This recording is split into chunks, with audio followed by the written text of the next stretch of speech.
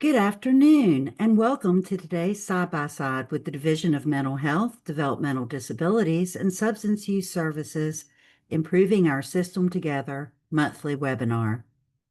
Before we get started, here are a few reminders about the webinar technology. Please make sure you are using a computer or smartphone connected to the internet, and the audio function is on and the volume is turned up. Please be sure your microphone is muted for the duration of the call. Questions can be submitted anytime during the presentation using the Q&A feature located on your control panel. American Sign Language interpreters and closed captioning options are available for today's event. The American Sign Language interpreters are Danette Steelman-Bridges and Susan King-Lanier. For closed captioning options, select the closed caption feature located on your dashboard. To adjust your video layout and screen view, select the View feature located in the top right-hand corner of your screen and choose the view that works best for you. Today's agenda topics include introductions, a review of the Inclusion Connects work plan, and an overview of TBI. This will be followed by a fireside chat on Developmental Disabilities and Brain Injury Awareness Month. At this time, I'd like to turn it over to Ginger Yarborough, Chief Clinical Officer for IDD, TBI, and Olmsted with the Division of Mental Health, Developmental Disabilities, and Substance Use Services. Hey, thank you, Dina. Hi, everybody. My name is Ginger Yarborough. I am the Chief Clinical Officer, IDD, TBI, and Olmsted, as Dina said. Just a brief overview of my experience. I have been in the field for over 25 years, started as a DSP back in my college days, worked as a care manager, and have worked in quality management at our managed care organizations. I came over to the Division of Mental Health, Developmental Disabilities, and Substance Use Services back in March of 2023. Next slide. Wanted to highlight some really exciting things and the reason that we're doing this fireside chat. This is Brain Injury Awareness Month, and we've got some really exciting stuff on this slide. Governor Stein proclaimed it to be Brain Injury Awareness Month. And wanted to share a couple of new resources. We have the North Carolina TBI dashboard that is now live. It has been up for a few weeks now, and it goes through, and you can see the number of people that have accessed Medicaid and state-funded services. Just a heads up, the one that's posted right now is for the year of 2024, and we should be getting some updated data very, very soon for 2025. It is refreshed every 6 to 12 months, depending on the funding stream, but that is all on the dashboard. We're going to do a whole webinar on March 16th from 3 to 4, so next week, about the TBI dashboard, talk through its functionality, and go through how it's going to be used as we are doing our planning with our state action plan. And then, as always, we really encourage anyone interested to join us on the BIAC, the Brain Injury Advisory Council, to help improve services. They are looking for support around some of their working committees. So, next slide.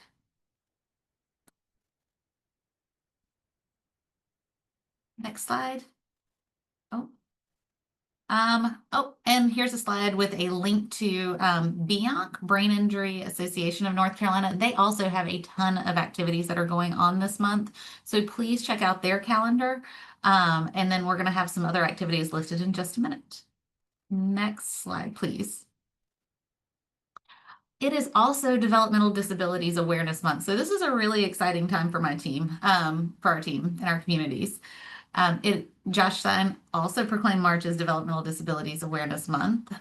There are about 200,000 North Carolinians living with IDD. We also have an Innovations Waiver Waitlist dashboard. This is new as of the last year, a little over a year, to show how many people are on the wait list. It now has some enhanced metrics, including how long those who are currently on the wait list have been on there. You can also see some geographic data and demographic data on there as well. And then we have two main programs within our IDD service array. We have Inclusion Connects. which helps individuals and families navigate services and resources. And this is for all across the lifespan, so itty bitties all the way through.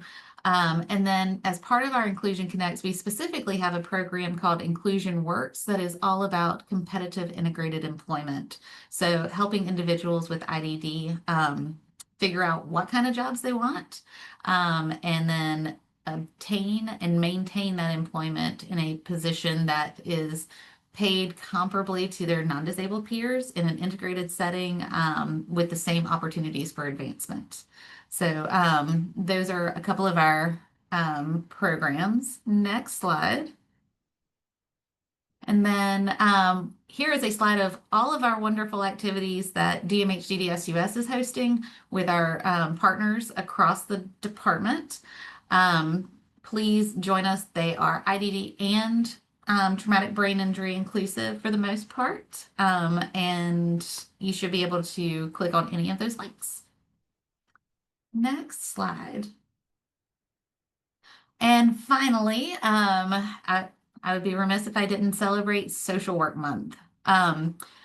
We have a ton of social workers in our state, and in the IDD and TBI community, they play a very special part in helping families access services that they need. So join us in celebrating them as well. And if you missed our public service leadership program, it launched last week, and it's really a coalition to help build and support those future social workers in our state. All right. Now, next slide. And I apologize if I'm going through this really, really fast. I'm trying to make sure that we hit all of the points that we were trying to squeeze in here. There's a lot of exciting stuff going on. All right, so before we begin, just to level set, we have an amazing hour in front of us. We collected questions from the community so that we could actually answer some questions about IDD and TBI services and supports in North Carolina. And we had some repeated questions. So if you don't see or hear your question verbatim, it was likely a popular subject that we kind of combined into a larger question. But before we begin this panel, we want to ground everyone with a stronger overview of North Carolina's IDD and TBI systems. And with that, I'm going to hand it over to Tina. Tina, go right ahead. Thank you. And thanks to everybody who's joining us today. For those of you who don't know me, I'm Tina Barrett, and I am the Assistant Director for IDD Services, part of the IDD, TBI, and Olmsted team with the Division of Mental Health, Developmental Disabilities, and Substance Use Services. So thanks for joining us today. I want to take a minute to level set and start talking for some of our folks that may be less familiar. What is an intellectual and developmental disability? And I realize for some folks that might seem very basic, but some of our folks are newer. So an intellectual and developmental disability is a condition that starts before the age of 22, and it affects how a person learns, thinks, and handles everyday life. It includes challenges in two main areas, which include intellectual skills, which is primarily learning, problem solving, and understanding information, as well as adaptive skills, which include daily living skills, communication, social skills, as well as staying safe. These challenges are long lasting, and they make it harder for the person to be independent without supports. So they have a number of causes, including potential genetic anomalies for things like Down syndrome. There may be an environmental basis like lead poisoning or exposure to other toxins, or exposure to things like alcohol or infectious diseases like rubella during pregnancy. Sometimes the primary cause of an intellectual and developmental disability is just unknown. In North Carolina, the IDD system is now called Inclusion Connects, and it combines Medicaid waivers and supports, the local management entity, managed care organizations, which you may hear referred to as LME MCOs or tailored plans or plans, nonprofit and private sector providers, employment and education supports, as well as strong advocacy organizations. We are focused on educating people with intellectual and developmental disabilities and their families and supports in what is potentially available and how to access those things in a way that is easy to understand. So I do encourage you to go to our website and take a look at the information that we have there. Different Medicaid programs, including waivers, target specific populations and needs and have their own qualifications. Except for the innovations waiver and state-funded services, a person must qualify for Medicaid to receive these services, and they are managed through the LME MCOs, again, the tailored plans, the plans. You could potentially hear them referred to in several different ways. And there are several waivers that are commonly used by people with intellectual and developmental disabilities. And those do include the Community Alternatives Program, which is available for both children and disabled adults. You may hear that referred to as CAP-C or CAP-DA. It is intended for people who are medically fragile and at risk for institutionalization. The Innovations Waiver, which is specifically for people with IDD who are at risk for institutionalization. So to qualify, they do have to meet level of care, and they also want to remain in the community and continue to live there. There's also 1915I services, and 1915I services are not waivers, but they do provide in-home and community-based supports for people with IDD who qualify for the service. Some of our members may also be eligible for PACE, which is the Program of All-Inclusive Care for the Elderly. If they're over the age of 55, they meet the level of care requirements, they have Medicaid and or Medicare. If they live in the organization service area, and they can live in the community without jeopardizing their health and safety. People with IDD may also be eligible for the TBI waiver if they meet the qualifications for a traumatic brain injury after the age of 22. Again, there's some other requirements there as well. We also have some limited state funds that are available to provide supports when needed that are not available through Medicaid services. And since the Innovations Waiver is for people with IDD that are at risk for institutionalization and also want to live in the community, it's very important to recognize and identify a person's needs to access the services that best meet those needs. What does at risk for institutionalization really mean? So essentially, it means that a person's health, functional needs, or safety challenges are serious enough that they would probably need to move into an institutional setting unless they receive extra help at home or in the community.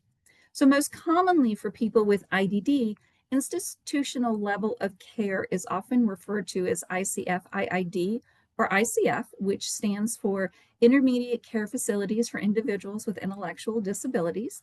But it can include other settings as well, like skilled nursing facilities, psychiatric hospitals, or adult care homes. So as I said, the Innovations Waiver is specifically for people with IDD who are at risk for institutionalization but want to live in the community. So this is important because the Innovations Waiver has a limited number of slots that are funded by the General Assembly, which is approximately 14,700. And there's a wait list for those slots that is now over 20,000 people. Slots can be accessed when more are funded by the General Assembly or when a slot turns over, which means that it is no longer being used to support a person. And that can happen for several different reasons, including a person moves into an institutional level of care, they may move to another state, or they may pass away. And there are other reasons why a person might give up their slot. So one of the things that's important about the Innovations Waiver and the wait list is that we have a lot of information about the people that are on both of those items. So we have demographic information, and demographic information is important because it helps us plan for services that might be needed now, like enhanced employment services to support younger people or retirement options for older people. And it also helps us plan as our members are getting older. We have a general idea of what services people are using now, what they're likely to need in the future, so that when they do move into those additional services, we can work hard to make sure they're available when people need them. What we can do better to make sure people know what is available and how to get it. We want information to be clear and easy to understand. So we have a lot of lofty goals, and we know that we can't do it alone. So we're making what we know available to providers and partners and anyone in the public that's actually generally interested through the Innovation Waiver Waitlist dashboard to show progress, help plan for the future, and keep us accountable. The waitlist is long, and we have a lot of work to do. So we also know that there are people who would prefer to live in an ICF setting, and we 100% support everyone's right to choose the setting that best meets their needs. At the state level, we don't keep a wait list for admission to ICF facilities the way we do for the Innovations Waiver, but individual providers may have their own list that they keep. The biggest challenge that we're currently facing are the number of people in need of services and what those services are. Identifying the needs of those people and the services accurately and early, and as well as the need for specialty services as people are aging or have increased clinical or behavioral needs, and the need for increased housing options, supports, and the need for a robust workforce. So we're continuing to work on the workforce through high quality training, the development of advancement opportunities, working with providers and our plan partners to develop services that meet the needs of those needing specialized services, and promoting education to people with IDD, their families and caregivers, while making sure information is easy to understand, accurate, and current. The Inclusion Connects work plan, next slide please, is available on our website, or it will be as soon as we get it posted. And it does reflect the work that we've completed over the past year, as well as our priorities for the coming year. This is a working, living document that we expect to continue to grow and change. Our goal is to provide annual updates. Next slide. And this year, this is just a general overview slide. We continue to focus on better access to services. We continue to work also on promoting more information about housing, strengthening the direct support professional workforce. We're also adding support in a crisis to some of the work that we're doing, since we realize how critically important that is. We've also provided a lot of work in preventing interpersonal violence. That is something that we've spent a lot of time on. There's a webinar coming up on Wednesday for that as well. And then we've also included Inclusion Works, which, while it has its own initiative, is also very much a part of the work that we're doing within Inclusion Connects. So Ginger, I'm going to hand it back to you because I think that's a pretty comprehensive overview. All right, and there are some additional slides within the slide deck for this that goes more into the work plan. If we can skip to slide 20, I am going to invite Scott to give us a overview on TBI. Good afternoon, everybody. My name is Scott Pokorny. I'm the TBI team lead here at the Division of Mental Health, Developmental Disabilities, and Substance Use Services.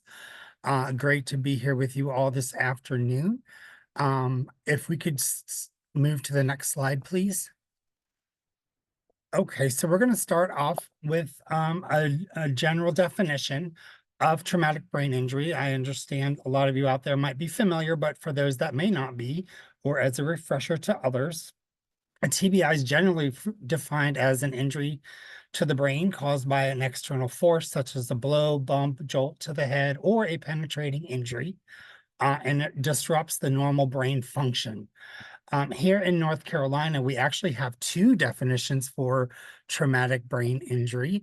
One is a definition that covers for all age groups. It's a very detailed description of what a traumatic brain injury is.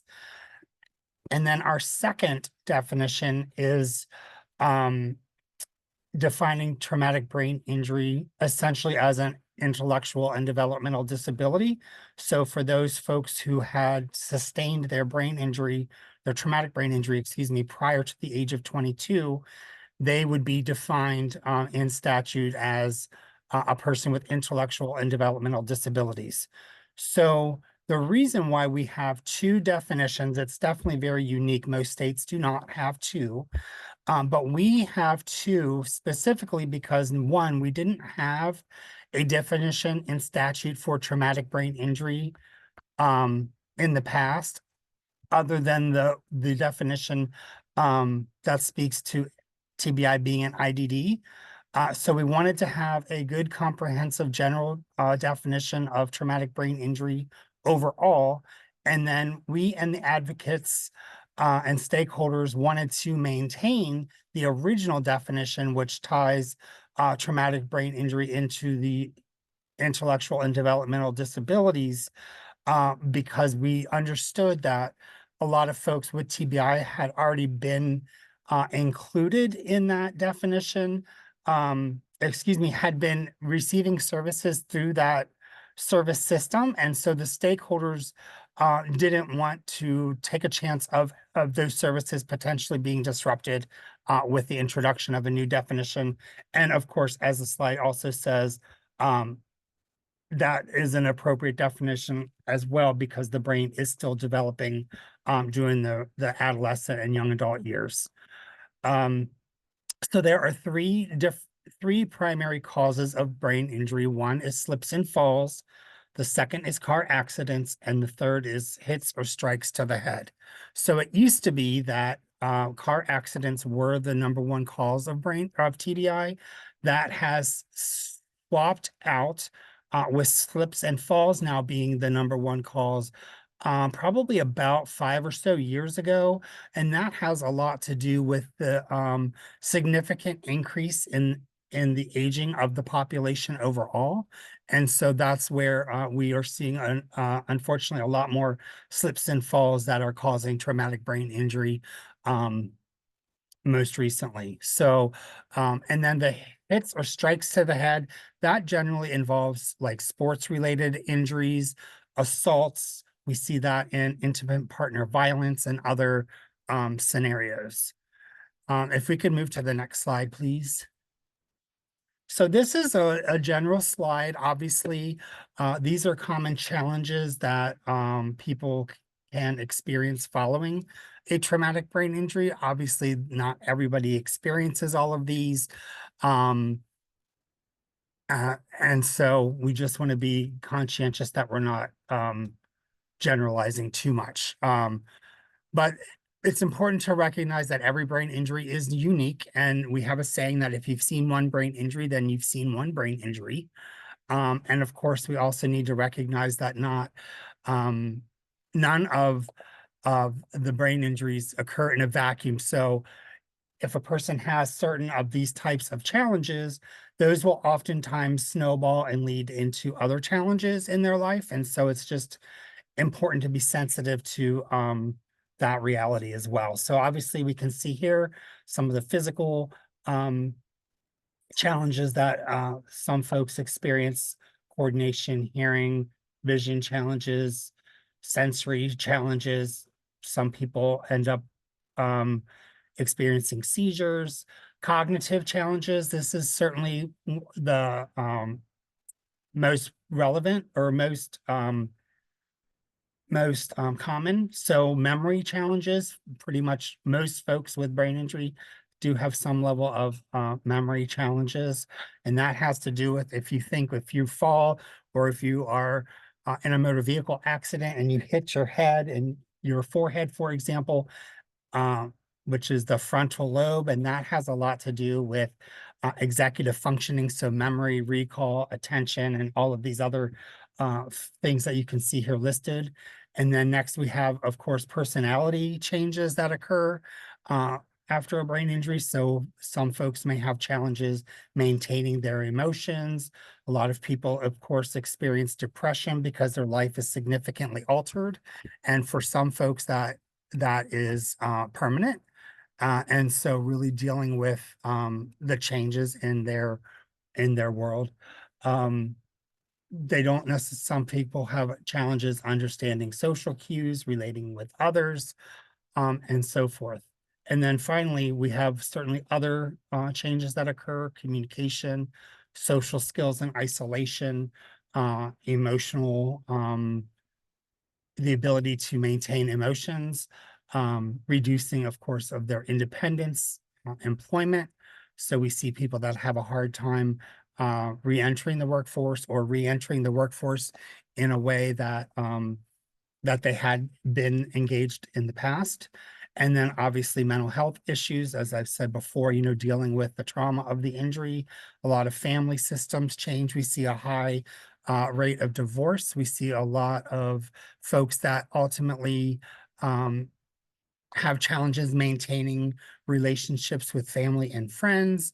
We also see people that end up with challenges related to alcohol and drug use and so forth. So it's just important to be aware that There are many contributing factors that can impact long-term effects of a TBI, such as timely diagnosis, early intervention, the severity of the injury, actually the location of the injury. So again, as I said earlier, if you have a frontal lobe injury, chances are you are going to have memory recall issues, attention deficits, and so forth. Whereas if you had an injury to your occipital lobe, you're generally going to have a lot more problems with your vision and so forth. And then other factors that impact the outcomes, of course, are rehabilitation and then the ongoing support. So getting diagnosed early and getting those interventions as soon as possible is going to be key to maximizing recovery. Next slide, please.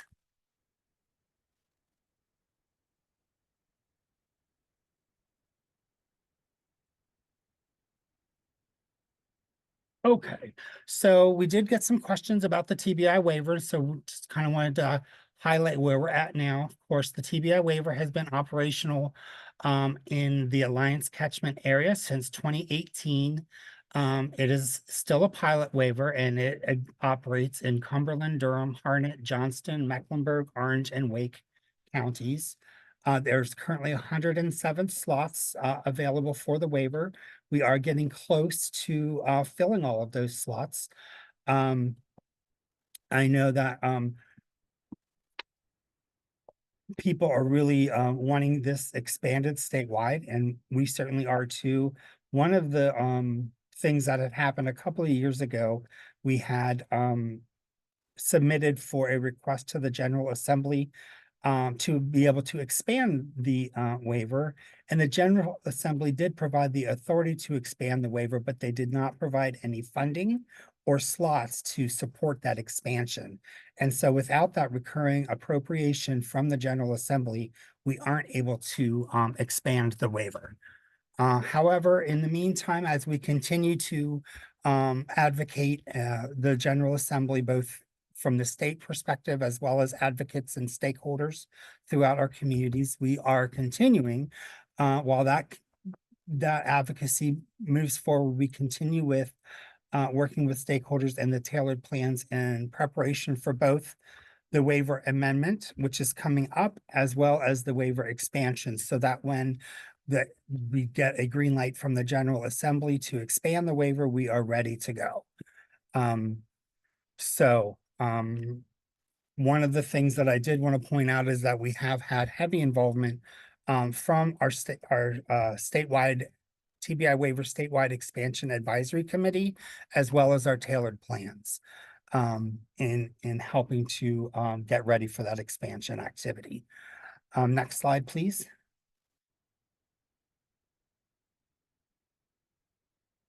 Okay, so this slide really focuses on underdiagnosis or misdiagnosis, stigma reduction, and visibility efforts. So many individuals are misdiagnosed or undiagnosed, very common. So particularly with the mild TBIs and the concussions, those folks are most often overlooked.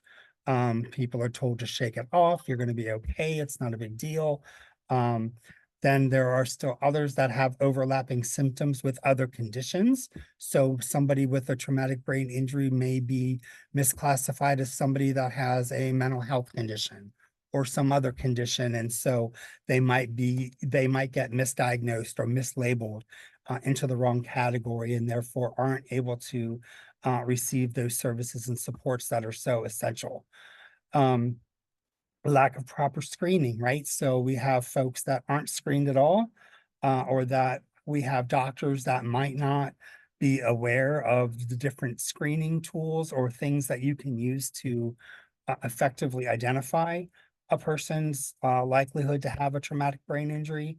There are delayed or secondary symptoms that might not show up for days, weeks, or even months. So sometimes after an injury, the impact of it might not be evident until later on, or until somebody goes to do something and using a part of their brain that has been injured in order to accomplish that task. And then at that point, realizing they might not be able to do that independently. And then, of course, we have um, patient factors, right? So there are folks out there that, you know, going along in life and all of a sudden they experience a traumatic brain injury and they can't do certain things any longer or in the way that they used to. And some people don't want to acknowledge that or admit that to themselves or even to others. And so sometimes people try to compensate for that in different ways.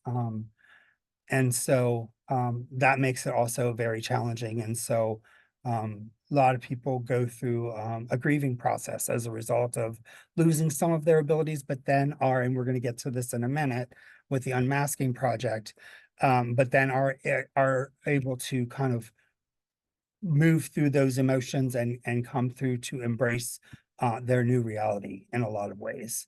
So when we talk about stigma reduction and visibility efforts, a lot of that has to do with education and awareness. So we have, in partnership with the Brain Injury Association of North Carolina, as well as our own efforts at the division, we have public awareness campaigns that have been going on for many years. We have healthcare and community-based provider trainings that have also been going on for many years. And then, of course, media representation. So seeing different cases that might come up in the news, or I know when the waiver was first kicked off, we had news news blasts through different media and billboards and so forth. And so all of those types of activities really help to raise awareness and reduce the stigma because people are able to understand what it actually means and what things are available to help support a person through the initial trauma and for ongoing long term for those folks that might need that level of support. The Unmasking Brain Injury Project is a really wonderful hands-on activity that allows a person to, so basically you have a mask and then on one side, they paint or decorate the mask however they want to represent themselves and their life prior to their injury.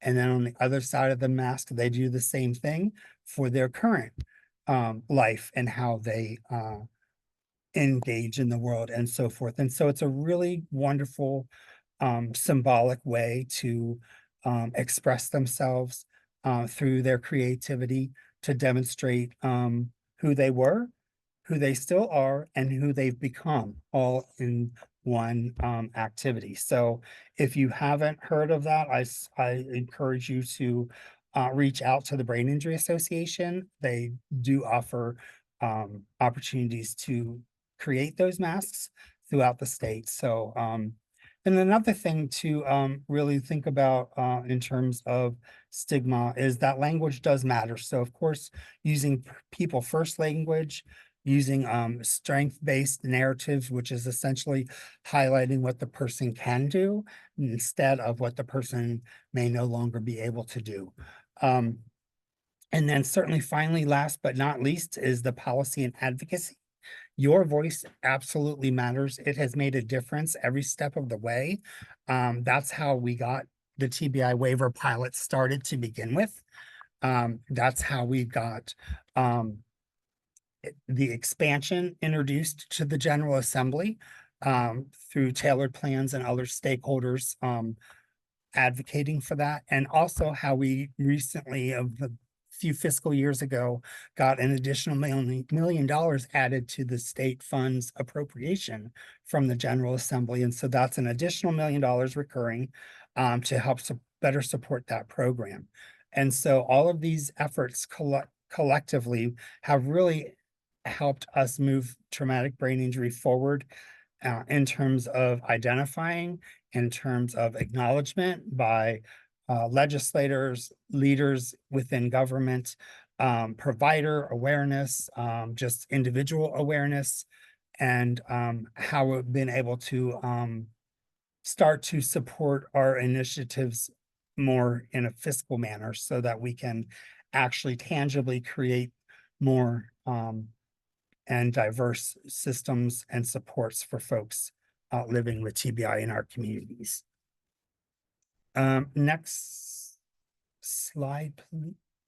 Okay, so then this one here, which we're talking about opportunities for growth and service expansion. So individuals with TBI have historically faced significant barriers and limited access to North Carolina's public service system, or have accessed services under other diagnoses, right? So if I have a TBI and a substance use disorder diagnosis, I might get in the door, so to speak, to services under the substance use diagnosis and start receiving treatment for that, but maybe not for the TBI. And so we're really looking at, trying to grow those systems so that the interventions and the programs that are available for folks with traumatic brain injury are actually meeting their needs and are provided in a way that is engaging and that is successful in helping that person to increase their independence and address their issues to the greatest extent possible.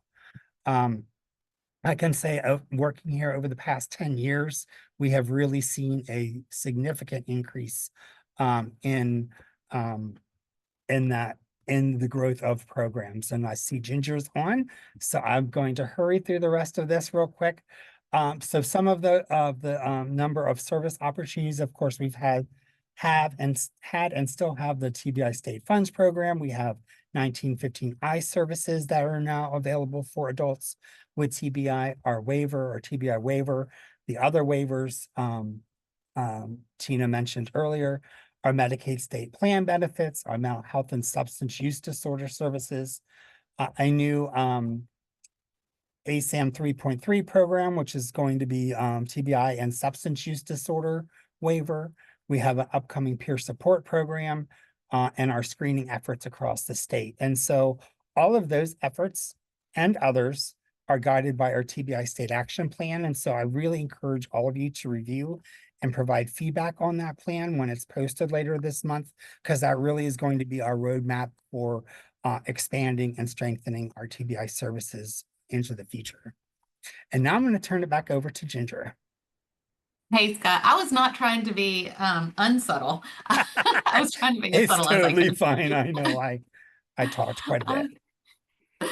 All right, I'm going to invite Tina back on, and I'm going to do a really quick overview. We also have two folks in the background. I'm not sure if they're turning on cameras or not, but Lauren Spencer and Stephanie Jones are going to be here helping us answer questions as well. So it's going to be a little bit of rapid fire here. We will start with, all right. So when we're talking about designing a system that works, we really have to understand the number of people that need services, what their needs are, and how, like, the quantity, how do we quantify the services needs? So we currently have an innovations waitlist of 20,000 people, which is an overwhelming number to think about. Is the innovations waitlist an accurate representation of those eligible for a waiting slot? How are we looking at that waitlist? And Tina, this one's for you. So I'm going to invite Lauren to hop on and correct me if I misstate something. So I think it's really important to recognize that the innovation waiver waitlist represents people with a qualifying intellectual and developmental disability who are also potentially eligible for the waiver. So when they're offered a slot, it also means that they would meet level of care, they're at risk for institutionalization. There's a lot going on. The short answer to the question is no, it is not a comprehensive list. There's still a lot of things about the people on the list that we need more information about. How do we support them? Do they really need all the services through the waiver itself? Like, how do we go about doing that? And so that's a lot of the work that we have going on around the dashboard, because, right, so that the dashboard is the data that we have. We also know the people who have had 1915I assessments completed and the services that they're receiving. So we're able to collect data around those groups of people. What I will say is there's an estimated 200,000 people in the state of North Carolina that are living with IDD. IDD is a very broad spectrum. So probably a short answer there is no. Lauren, to correct me if I'm wrong. Nope, I do not think you're in any way wrong, Tina. I think that's exactly right. And there was a follow-up question, but I heard you earlier say that there is not currently a main statewide wait list for ICF. Correct. Yes. All right, Scott, how about you? So we are still early in the TBI waiver process, still have our pilot. It's not gone statewide. How are we looking at planning for that, for the number of folks that might need a waiver? So that's a great question. So our tailored plan partners and us here at the state are developing a registry of interest for those TBI, for those with TBI interested in the TBI waiver when we finally do have the funding and the slots to go statewide. This has not been launched yet, but will be coming very soon. Until then, the plans do TBI screening for individuals who call in. So this lets us estimate how many people are screening positive for a potential TBI who may be eligible for the waiver. And it's not a perfect science, but it is a start. So we are pleased with getting that going. Great. All right, I'm going to switch gears a little bit. Probably one of the hottest topics in the IDD world. How are we supporting people with IDD or TBI I to think either you're on age in mute, place? Ginger. Oh, it says mine is. Can everybody hear me? I can hear you. Okay, it might be you, Scott. I'm sorry. So how are we helping people with IDD or TBI to either age in place or developing housing options? And what do caregivers need right now? What do they need most? So let me start by saying we don't build houses. Here at the state, we're not building housing for folks. And housing itself is a pretty complicated issue because it's also very individual. And a lot of that is based on the services that a person receives, the parameters around those. One of the biggest things that we are doing at the state through the housing portion is our community living guide. And that's something that we have put up where we are working to pull all the information into one place, where we talk about how, supports like SNAP or utility assistance or other benefits, may be beneficial for somebody to receive. And while that's not directly related to paying for housing, it does offset and make some funding available for them to be able to afford their housing. So again, like I said, we don't have actual locations, and we're looking at several different service models that are coming around in our state. There's a lot of nonprofit agencies, families that are developing communities and housing arrangements. And so, I think because all of that's very individualized and each scenario is very person specific, I think it's very important that folks involve attorneys when that's what needs to happen. And also be taking a look at sort of the rules and statute and clinical coverage policies to make sure that they're falling within all of those. Those issues and those complexities does make it a little bit different from a lot of other areas because in our particular space, it is very individualized, and that's not always going to be the case in mental health or in substance use or in other areas. Awesome, thank you. And we had a little change of location. Scott was having some technical issues, so he's in my office now. All right. So, Scott, what about for the TBI, those with TBI? What are we doing around housing residential support? So we are doing quite a bit. So we have in our TBI waiver, we have residential, trying to find, we have group living, we have family living predominantly in that waiver. In our TBI state funded program, we have group living, we have family living, we have personal care services, and then of course in the 1915I program we have community supports as well. Awesome. And everything that's in the community living guide that has been developed for the Inclusion Connects work, there are a lot of really great resources that are not specific to IDD, but can actually be used across everybody with or without disabilities. So I have to put a plug in real fast if I can. So the community living guide is it's an as you go kind of document. It will grow and evolve and change over time. So I encourage folks, if you're looking at it and if you see something, we do update it quarterly to try and make sure that those links are active and they take us where we think they're supposed to go. But if you find things that are incorrect or things that need to be added, please let us know, because it's not an endorsement. It's meant to be a resource guide for families to be able to access different types of services. And I'd also encourage the TBI community to use that guide as well. There are many things that are included in there that would be good tips for you all to be aware of as well. Let's see, we've got about 14 minutes. So I'm going to skip to the next section around the crisis system. So what does an effective crisis system look like for people with IDD or TBI? And what gaps are we working to close? Scott, do you want to grab that one first? Or do you want me to grab it?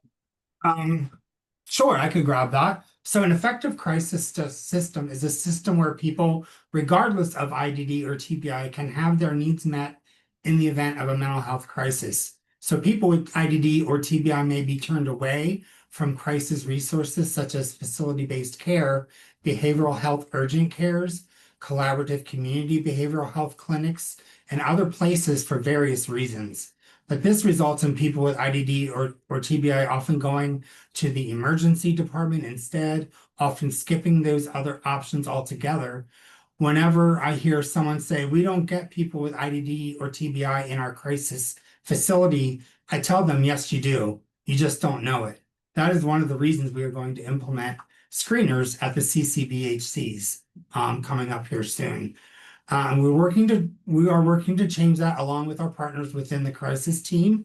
We are working to build a crisis system of clinicians that are well trained and feel confident in supporting individuals with IDD and TBI through a mental health crisis. They need the tools to recognize and modify their approaches. And I will say our mental health team working around crisis led by Lisa DeChantis, that team has been extremely welcoming and open to bringing in more training and more supports for those clinicians. Because like Scott said, people with IDD and TBI are all over the system and need to be able to access services. So let's see, what are some things that families can put in place today around crisis prevention and intervention? Do you want me to grab this? You want to grab that one? Sure. So I think some of the things that we can put in place or that families can work to put in place are detailed crisis prevention and crisis intervention plans. Things that include triggers, medical, behavioral, situational kinds of triggers, what has worked in the past, what has not worked, especially what has not worked, and then including things like communication techniques.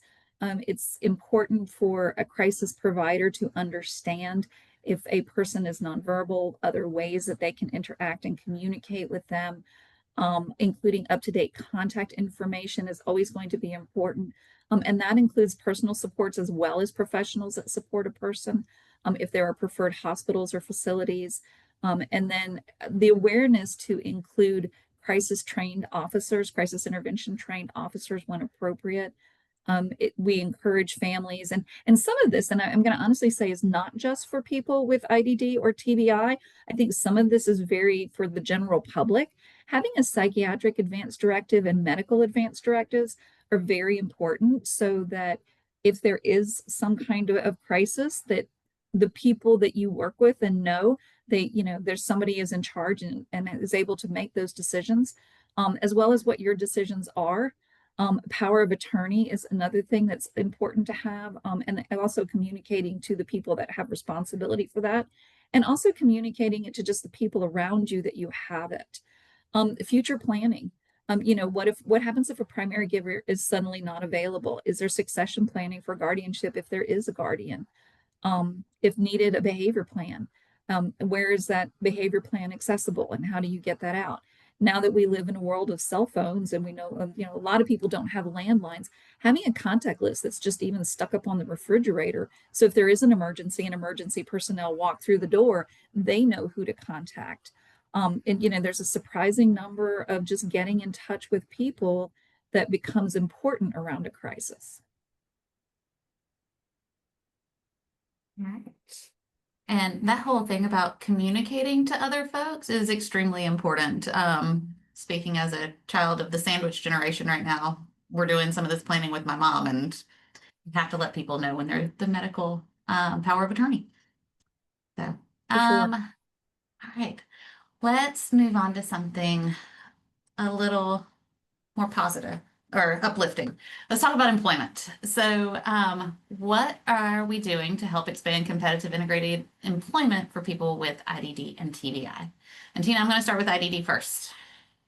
So, of course, Inclusion Works. Inclusion Works has played such a big role in competitive integrated employment for people with IDD. It addresses informed decision making, and it includes employment assessments.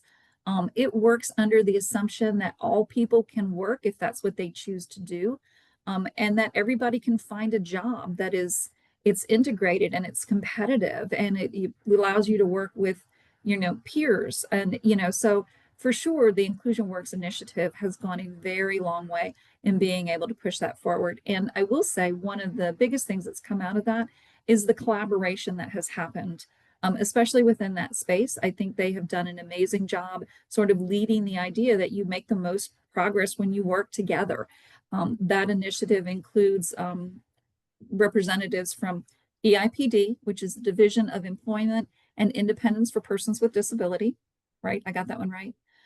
So it includes representatives from the tailored plans. It includes community stakeholders and providers. It includes people who want to work, their guardians, their family members, their supports. And we're definitely seeing that trending in the right direction. I'm going to go ahead and mention Disability Benefits 101. You'll sometimes hear that referred to as DB 101 and benefits counseling. I think sometimes there's the misconception that you can't work because it impacts your benefits. And yes, that's true, but it's also more complicated than just that. So for sure, people being able to access that benefits counseling and being able to get more information about that is incredibly important.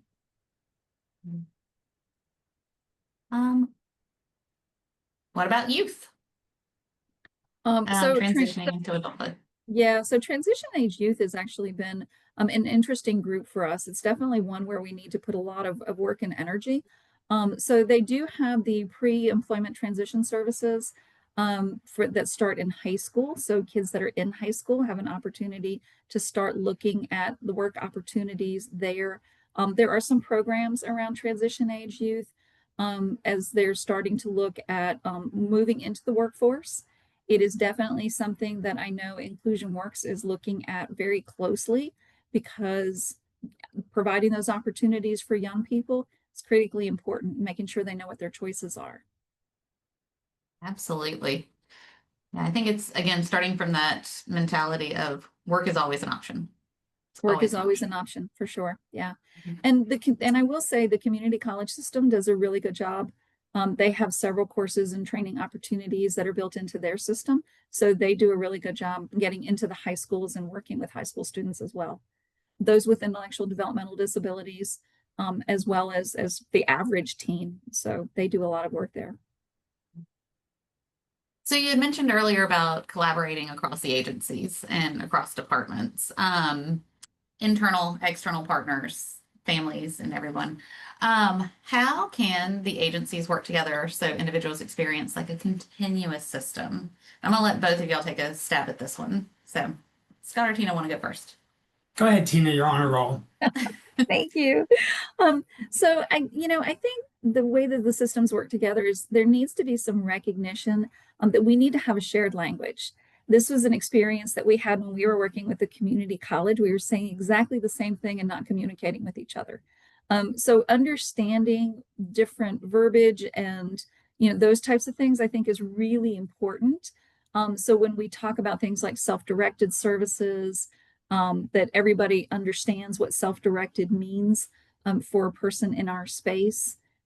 We kind of talk about, I think early adopters and pilots, same thing, different verbiage, so that understanding and that shared language is really important. And being able to do that at the beginning so that you're actually communicating from the beginning, I think makes a big difference. It's a huge difference. I know there can be a lot of frustration when you're really saying the same thing, but you're using two different words and you just spin for a while. So language is a huge piece of it. Right. And then I'm going to toss in here about professionals in the space across the agencies and across the system, really understanding what the different roles are of the different agencies, so that we can help navigate that. I think that is also a frustration. And honestly, it's hard for us to navigate it. So having the expectation for families to have to navigate it and caregivers, it's not realistic. So if we understand it as professionals, we can help get people to where they need to be, to have continuous care. For sure. And I think too, the handoff in care. So as people's needs change, as they become either more involved or less involved, making sure that we're identifying what people's needs are and meeting their needs when they have them. Certainly the itty bits that we have, right? Because this is lifespan, is different from somebody in the aging space. But being able to meet everybody's needs as they change, I think is very important. And it's that crossover between agencies. We have child and family well-being, the Division of Child and Family Well-being, very focused in that child space versus the Division of Aging Services, much older group. But in IDD and in TBI as well, we are across the spectrum. We cross everybody, including juvenile justice system. We do. Right. We are at 2:57, so we only have 3 minutes left. I'm going to go ahead and close this out. I did want to mention someone had submitted a question about minimum wage versus competitive wages. Really, and how do you discuss that? So the difference between minimum wage in North Carolina is $7.25 an hour. Competitive wages mean that the person is paid the same amount as anyone with comparable experience and education. They would be paid similar wages. So that's really the discussion. So you wouldn't pay somebody $7.25 just because they have an IDD versus, someone without an IDD getting paid $12 an hour. So those are the discussions to have. And on that note, I just want to say thank you to everybody that is here today. We really appreciate those who submitted questions. If you ever have questions, we are always welcome to communicate via email. Most people know how to find me, so I can drop my email in the chat as well. We have lots of events going on. These slides will be posted, so please join us throughout the month. And then next month is Autism Awareness Month, so the festivities continue. Thank you all so much. And thank you, Tina, Lauren, Stephanie, and Scott for participating and answering all the questions. Thank you. Thanks, Bye, Ginger. And I think I give it back to Dina. Thank you, Ginger. If we did not get an opportunity to answer your question during the webinar, questions and feedback are welcome at bhidd.helpcenter@dhhs.nc.gov. The recording and presentation slides for today's event will be posted on our DMHDDSUS webinars webpage. For more information and resources, stay connected with DMHDDSUS by attending our side-by-side webinars each month and joining our mailing list. The links are included in the chat. There will be a brief survey following today's webinar, and we would appreciate your time completing it. Our next side-by-side webinar is scheduled for Monday, April 13th from 2 o'clock to 3 o'clock. We look forward to seeing you then. This concludes our webinar for today. Thank you for attending.